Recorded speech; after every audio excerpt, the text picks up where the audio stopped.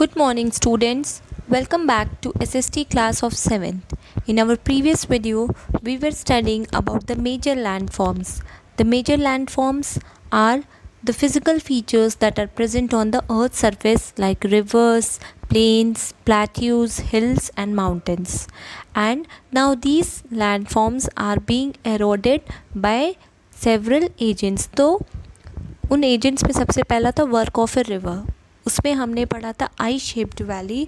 आज हम पढ़ेंगे वी शेप्ड वैली के बारे में. How a V shaped valley is formed. A waterfall is formed when the water of the river falls almost vertically down a steep valley side. तो एक waterfall झरने का फॉर्मेशन कब होता है? जब रिवर वाटर जो होता है वो वर्टिकली फॉल करता है कोई steep means very pointed valley side से. Sudden break in the landform due to faulting is also responsible for the formation of a waterfall. और कभी कभी क्या हो जाता है, किसी लैंडफॉर्म में सडन फॉल्टिंग हो जाती है, बीच में से वो क्रैक हो जाता है, उससे भी वाटरफॉल का फॉर्मेशन होता है. Suddenly the slope of the river bed drops and waterfall is formed. और कभी कभी ऐसा होता है जो रिवर का स्लोप होता है उससे भी वाटरफॉल का फॉर्मेशन होता है. In Africa, the Victoria Falls on the river Zambezi is the best example of such a waterfall. The other waterfall includes Angel Falls in Venezuela in South America, the Niagara Falls in North America, and the Jog Falls at Karnataka in India. तो ये कुछ V-shaped valley हैं जो कि waterfall का formation करते हैं. ठीक है. Rapid is a term given to the steep sloping segment of the swift flowing river. तो rapid एक टर्म है जो कि किसको दिया गया है? एक रिवर को दिया गया है which is moving very swiftly. Swiftly means fastly on the steep sloping. Steep means एकदम खड़ा straight. ठीक है. स्लोप सेगमेंट पे ऐसा रिवर जो फ्लो करता है उसे हम रैपिड कहते हैं. On entering the plain the flow of the river is no longer swift. और जैसे ही रिवर प्लेन एरिया में आती है तो जो उसकी स्पीड होती है वो कम हो जाती है. Due to continuous erosion meanders are formed when the floor of the river valley widens.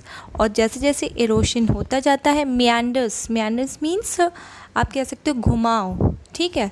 जब रिवर मूव करती है तो इरोजन होता है और उसमें कई सारे घुमाव आ जाते हैं. meanders are formed और रिवर वैली वाइडन हो जाती है, चौड़ी हो जाती है. The river twist and turns to form loops and large bends. और इस तरह रिवर कई सारे घुमाव से मरते हुए ट्विस्ट बनाते हुए लूप्स का फॉर्मेशन, लूप्स मीन्स छोर, कॉर्नर्स का फॉर्मेशन करती है. The meandering loops become almost circular due to continuous erosion and deposition and come very close to each other. और जो ये loops छोर होते हैं ये almost क्या हो जाते हैं, सर्कुलर हो जाते हैं because of the continuous erosion and deposition. और इस कारण वो काफ़ी आपस में पास आ जाते हैं. After some time, the strip of land is cut by the river in two loops taking a straight course. और आप देखेंगे कुछ समय बाद जो लैंड है वो क्या हो जाएगा, टू पार्ट्स में कट हो जाता है और एक सीधा रास्ता ले लेता है, उसमें अब कोई भी घुमाव नहीं होता है. The circular loop is completely cut off from the main channel and this results in the formation of Oxbow Lake. और क्या होता है इसमें कि जो सर्कुलर लूप होता है वो कम्प्लीटली क्या हो जाता है, कट हो जाता है मेन चैनल से और इस तरह ऑक्सबो का फॉर्मेशन, ऑक्सबो लेक का फॉर्मेशन होता है. आप फिगर में देख सकते हैं oxbow lake. C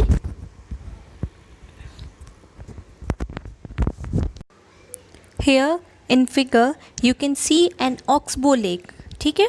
Most of the floods are caused in rainy season as the water spills over the banks causing floods. और हम जानते हैं ज़्यादातर फ्लड जो बाढ़ होता है वो रेनी सीजन में आता है.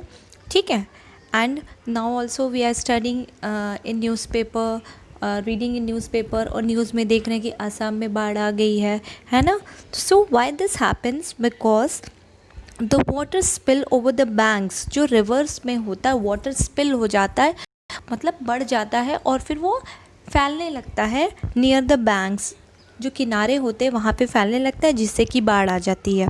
On receding this water leaves behind alluvial deposits over a large area on both sides of the river. और फिर जब ये ख़त्म होता है फ्लड, तो वाटर अपने पीछे ढेर सारा एलुवियल डिपॉजिट छोड़ के जाता है नदी के दोनों किनारों पे।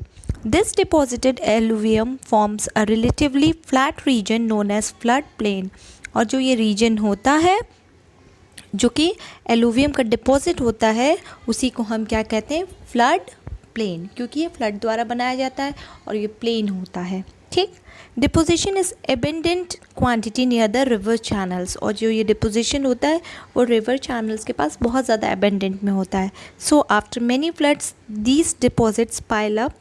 और जब फ्लड ख़त्म होता है तो ये डिपॉजिट्स क्या हो जाते हैं, पाइल अप हो जाते हैं, इकट्ठे हो जाते हैं along the embankments। ठीक, these embankments are terms as natural leaves। और इन्हीं embankment मीन्स रेज्ड स्ट्रक्चर, कुछ उठा हुआ स्ट्रक्चर्स को नेचुरली जो बन जाता है उसे हम नेचुरल लीव्स कहते हैं। The river ends at the river mouth. जो रिवर होती है वो रिवर माउथ के पास ख़त्म होती है। On reaching its mouth the river carries large volume of alluvium and water. और जब ये रिवर माउथ के पास पहुंचता है तो उसमें ढेर सारी मात्रा में एलुवियम, जो कि बहुत ही अच्छा होता है क्रॉप्स के लिए, जो सॉइल की फर्टिलिटी को बढ़ाता है, और वाटर को लेके आता है। In the wide river channel the excess load is deposited as the sand bars. और जो क्या होता है एक्सेस रहता है उसको हम सैंड बार्स के रूप में डिपॉजिट हो जाता है। The main channel is divided into several channels. These several channels are known as distributaries. जो हमारा मेन चैनल होता है रिवर का, वो कई छोटे छोटे चैनल में डिवाइड होता है, जिसको हम डिस्ट्रीब्यूटरीज कहते हैं। The most distinctive feature formed in the stage of the river is the delta. और इसी के कारण डेल्टा का फॉर्मेशन होता है। और हम जानते हैं कि एग्जाम्पल है Sundarban delta. It is the largest delta in the world. Okay, now a delta is a depositional landform formed by a network of distributaries. तो डेल्टा क्या है, एक डिपोजिशनल लैंडफॉर्म है जो कि एलुवियम द्वारा डिपॉजिट होता है। किसके द्वारा, by a network of distributaries. ढेर सारे जो रिवर चैनल्स होते हैं वो करते हैं, generally due to the deposition of sediment by respective river. ठीक है, the shape of the delta is triangular. अगर आप देखेंगे डेल्टा का शेप तो वो कैसा होता है, ट्रायंगल के शेप में होता है। ठीक, the Ganga Brahmaputra delta in India is the largest delta in the world. ठीक है, major Indian rivers which drain in bay of Bengal form deltas at their mouth. जितने भी इंडियन रिवर्स होते हैं वो क्या करते हैं, वो सारे किस में गिरते हैं, बंगाल की खाड़ी जिसे बे ऑफ बंगाल कहते हैं, और वहाँ पे अपना डेल्टा बनाते हैं। Rivers which drain into the Arabian sea do not form delta. और ऐसे रिवर्स जो कि अरेबियन सी में गिरते हैं वो डेल्टा फॉर्म नहीं बनाते हैं। जो बे ऑफ बंगाल में गिरते हैं वो डेल्टास बनाएंगे। ठीक, और अभी आपने पढ़ा यहाँ की Ganga Brahmaputra delta is the largest delta in the world, जिसे हम सुंदरबन डेल्टा भी कहते हैं। वर्क ऑफ सी वेव्स, इसके पहले हमने वर्क ऑफ मूविंग वाटर पढ़ा इरोजन के लिए। अब हम वर्क ऑफ सी वेव्स, कैसे सी वेव्स इरोजन करते हैं। In coastal areas the sea is constantly eroding the old landforms and creating new ones. अगर कोस्टल समुद्री एरियाज़ की हम बात करें तो वहाँ पे कंटिन्यूस इरोजन हो रहा है, एंड जो ओल्ड लैंडफॉर्म्स है उनकी जगह न्यू लैंडफॉर्म्स बन रहे हैं।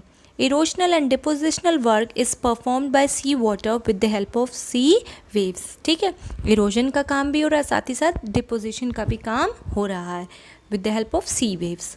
Currents, tides and storms also help in it. ठीक है, जो करेंट्स, लहरें होती हैं और बड़े बड़े तूफान होते हैं वो भी इरोजन में हेल्प करते हैं, साथ ही साथ डिपोजिशन में भी।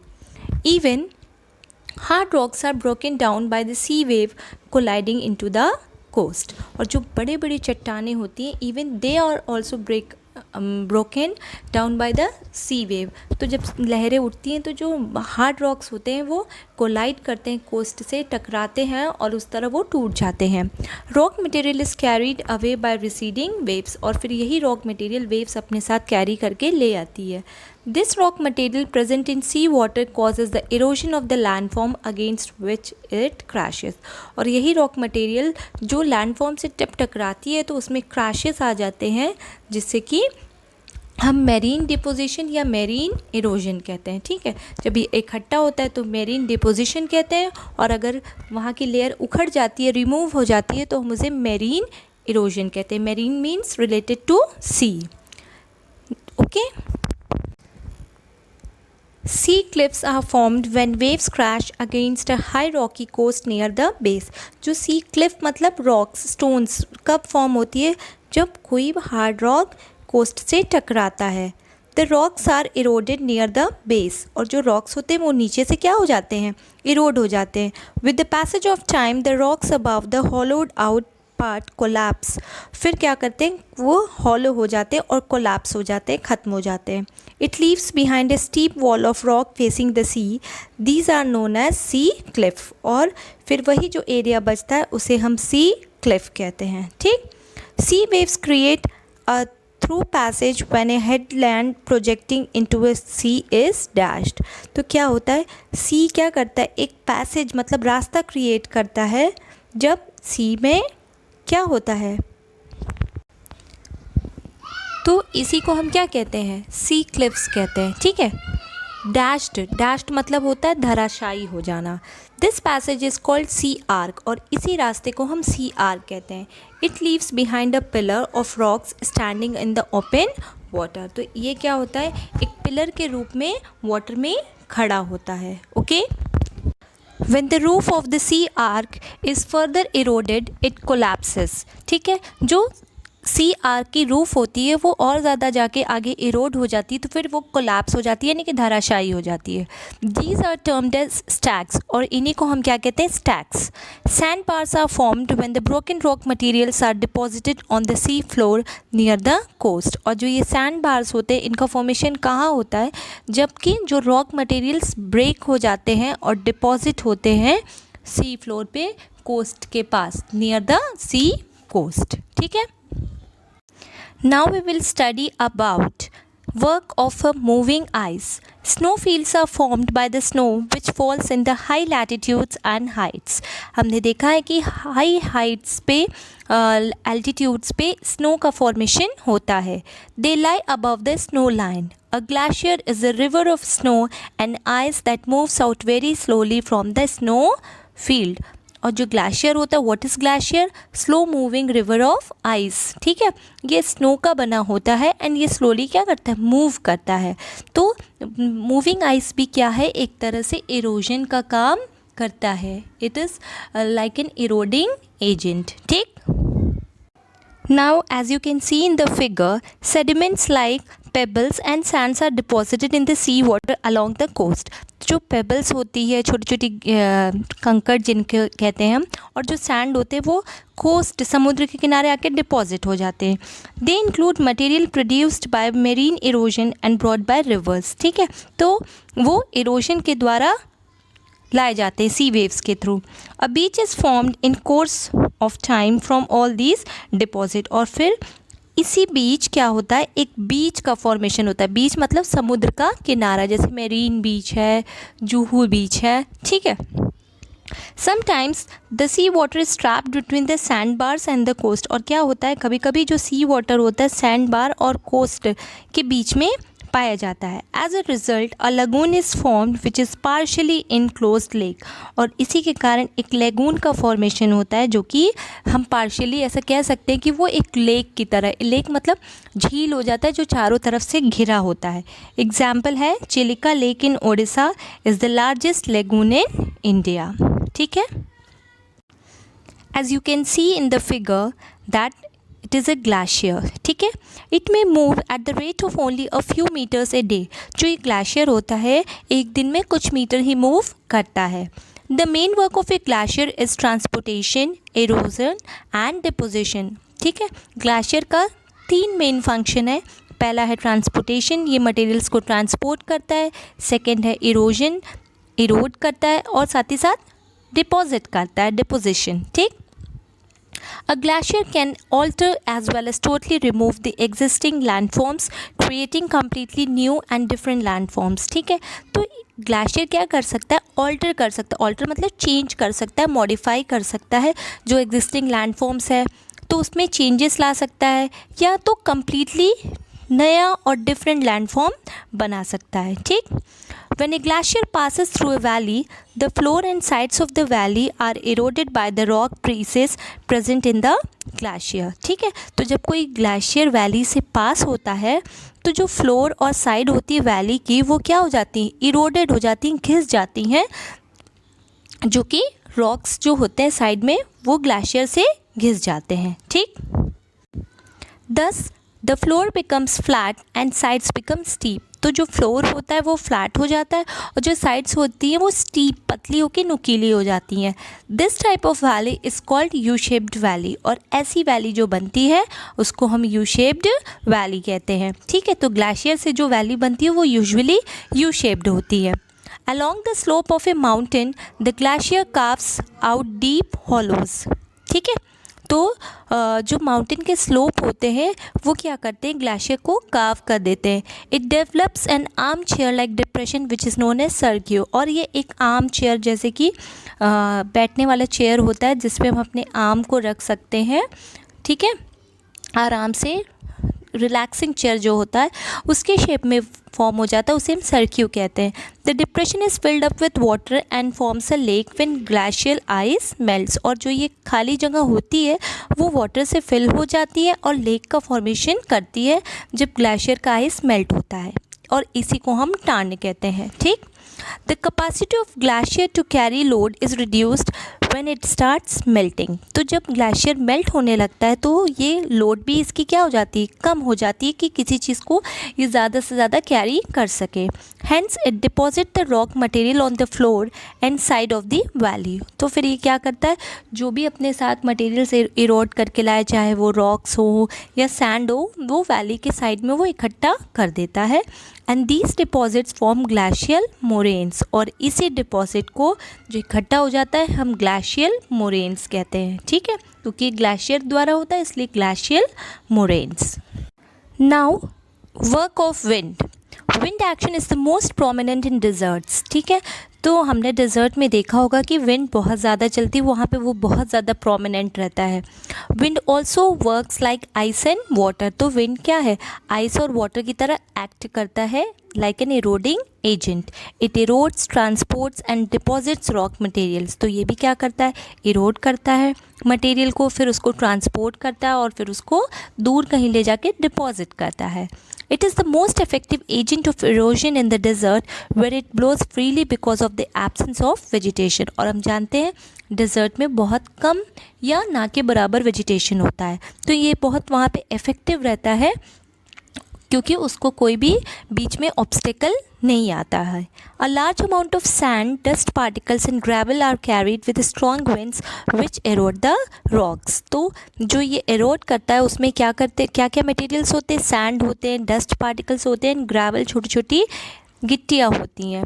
This wind erodes the lower part of the rocks more than the upper part. और जो ये विंड होता है वो क्या करता है, अपर पार्ट को उतना एरोड नहीं करता जितना कि लोअर पार्ट को इफेक्ट करता है। This gives the rock a shape resembling a mushroom. तो ये क्या करता है, आपने मशरूम को देखा होगा, मशरूम ऊपर से ब्रॉड रहता है, चौड़ा रहता है और नीचे से क्या होता है, पतला होता है। तो जो विंड होता है वो क्या करता है, रॉक्स को नीचे से एरोड कर देता है, पतला कर देता है, और ऊपर का चौड़ा रहता है, इसलिए उनका शेप मशरूम की तरह हो जाता है। Hence such rocks are called mushroom rocks. इसलिए ऐसे रॉक्स को हम क्या कहते हैं, मशरूम रॉक्स। ठीक है। Now sand dunes. ठीक है, sand dunes are the coarse particles deposit in the form of hillocks. ठीक है, मतलब सैंड ड्यून्स को हम क्या कह सकते हैं, बालू का पहाड़। ठीक, they develop when there is some obstruction in the path of the wind. ये कब डेवलप होता है, जब विंड के रास्ते में कोई ऑब्स्ट्रक्शन या रुकावट आ जाती है। They vary in height ranging from a few metres to 300 metres. और इनकी हाइट में बहुत ज़्यादा डिफरेंस होता है। ये कुछ मीटर से लेके 300 मीटर्स तक भी हो सकते हैं। ये छोटे से लेके बड़े तक हो सकते हैं। The leeward slope is steep and the windward slope is gentle. जो लीवॉर्ड स्लोप होता है वो बहुत स्टीप नुकीला होता है और जो विंडवॉर्ड स्लोप होता है वो बहुत जेंटल होता है। Sand dunes are mostly formed in groups. और आपने सैंड ड्यून्स अगर देखा होगा, ऑब्जर्व किया होगा क्लोजली, तो आप देखेंगे कि वो हमेशा ग्रुप्स में बनते हैं, कभी भी सिंगल सैंड ड्यून नहीं बनता है। ठीक है। Now sometimes fine dust particles are carried away by the wind and deposited in distant regions. कभी कभी क्या होता है कि जो ये फाइन पार्टिकल्स होते हैं वो दूर तक चले जाते हैं डिस्टेंट रीजन्स में। These deposits gradually develop into a thick layer of soil. Such deposits are known as loess. और क्या हो जाते हैं, ये एक थिक लेयर ऑफ सॉइल के रूप में जम जाते हैं सैंड के पार्टिकल्स, और इन्हीं डिपॉजिट्स को हम क्या कहते हैं, लोएस। ठीक है। So this was all about the chapter today. These are some points to remember that you have to study.